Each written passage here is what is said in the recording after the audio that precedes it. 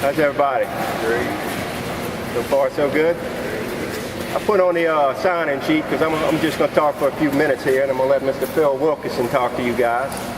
I put safety as a core value, and you know what? In my rushing, I didn't put quality in there, but quality's in there with it. As an organization that wants to move forward, safety and quality has to be a core value. You're certainly judged on the work you're doing and the quality of it, and you're certainly judged on how you get it done and the quality of that. And that's not hurting people to get it done, and that's doing a quality job at the end. So, you know, we talked about last Friday some of the things that we may ask you guys to do as a pain in the behind.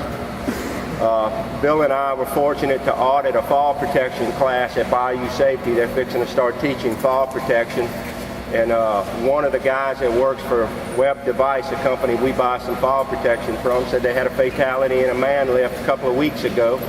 And we talked about how we're going to do man lifts from now on. As soon as you get in it, hook up. Well, that's all that happened to this guy. He ran across some rough terrain, got thrown out of the man lift, and fatality. So we don't ask you to do things just for the hell of it, fellas. And most of what you do on your own because you're concerned about yourself. And when you see somebody doing something that they need a little assistance with, you help them out because you're concerned about them. And that's what's going to keep us intact. We did a pre-job meeting yesterday that was 2.5 hours long, 200 and something pages of step-by-step work instructions to get the largest chain jack that's ever been put out in the Gulf of Mexico that's built by Versabar on the job location. About 3 weeks of front-end work to get the chain jack into location to do 2 pull-ins. Largest chain jack in the Gulf of Mexico, custom built by Versabar. We did make our first cut the other day. We hit a couple of snags. Sometimes the first time you do something is where you find out what you need to tweak. And that's where we are with the cutter. But you know, in spite of the fact that it's been a little bit slow, and some of you guys might not even agree with that, but it has been just a little bit slow. We'll forge ahead, and we've got plenty of work coming up, and we appreciate the fact that you guys maintain what we're doing, have enough concern to try and do it the right way, and certainly to have enough concern to stop somebody from doing it the wrong way. So we appreciate it, fellas. Take it, Phil.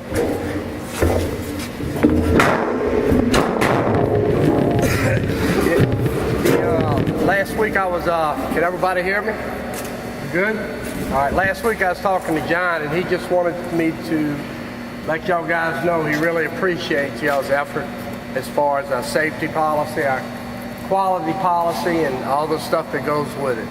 I know Brad gets up here, and Billy and all them safety guys, and they talk about all kinds of things, and it just goes, you know, that's what they do. But I want to tell everybody that there is a lot of stuff behind the scenes that they do. You know, they actually the ones working with the oil companies on getting all this paperwork and all this other stuff to get these guys offshore, to make sure all this stuff is done so we can get this work. And I do appreciate all y'all's efforts in working with these guys with that, you know, because that does free them up to do these other things that they need to do. So hats off to y'all guys as far as safety goes. Great job. I'm extremely proud of all of y'all.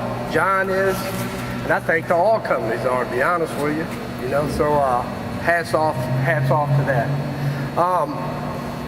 I was kind of thinking what I was going to talk about a little bit about this morning, and I guess go back to these crane incidents we've had the last couple of weeks. We had that incident last week at CNC, and there was another incident I don't know if everyone knows about back by Rathbone, where a crane just fell over. Walked off to the back, walked off with crane mats.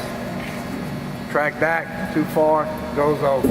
CNC over there, what you gonna say? No safety policy, no planning, no JSAs, no nothing. So when you don't plan, that is the end result. What happened over there? What's that? What happened next door? They dropped the load. A couple hundred tons. Dropped. 2 pad eyes welded on the back, 2 crane lift, 2 pad eyes, 2 tighter angle, pad eyes buckle, piece belt. This thing went crazy. Yeah, so it's just poor planning. And that's why we do our JSA. That's why we check our crane utilizations. And that's why we do all those things. They're not there to just say, oh, we got to do it. There is a purpose for all this stuff. And I do appreciate everybody's work at working on making this stuff right. It can be a little bit of a pain sometimes, but there's a reason for it. And I know when we first started our safety program, a lot of people always tell me, oh man, that's going to slow down production. Production's going to slow down. That's all bull crap. The more you plan your job, the more productive you're going to be. It's that simple. So good job with that. And as far as the quality policy goes, you know, we're just going to forge ahead with that. You know, we've got our, I think it's November, we've got our audit. They're going to be back over here in November. All your process owners, you need to check your processes, make sure we're doing what we say we're going to do. We're good to go. No problem. So I just wanted to come in this afternoon. Y'all don't see me here a lot on these meetings. Just thank everybody for their hard work. The little thing Brad said, we're a little slow right now. That's true, but we're going to be good. There's a lot of stuff cooking presently. And just thank all y'all guys for your hard work. We really appreciate it. All right, thank you, guys.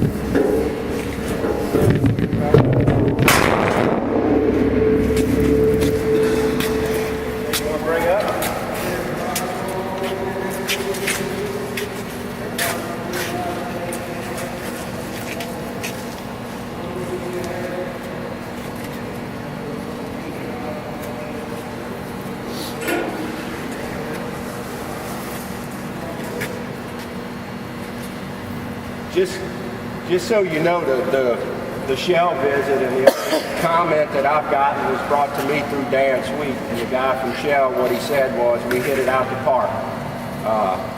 It was real nice to be out on the yard, man, and see people ask questions in the bus, noticing that cones are put out because we're off-roading, noticing that an employee is going to stop the bus because there's some forklift activity, and that's a good job, fellas. That's how we do our business. Who else? Doesn't know what that building screens a lot of more traffic right in my front slab, so just be mindful of that. Yeah, we're trying to give Larry Malvo and what's going on back there plenty of room, so anytime we're doing something like that, it congests a couple of other areas, so just keep that in mind. Brad, I was talking to Danny Jacobs yesterday, and he's been on the bottom feeder of the 10K, and a piece of metal plate, small piece, fell on the shoulder from all the way up top. And we talk about people leaving shit up, and I see that jack up there, and you know the jack, they bleed, that's gonna come down if it's bleeding enough. Right.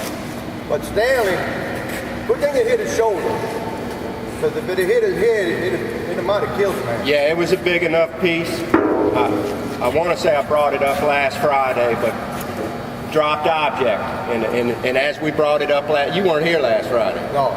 As we brought it up last Friday, we brought this up, and it's vitally important, fellas, when we making a lift to get all loose items out of the way.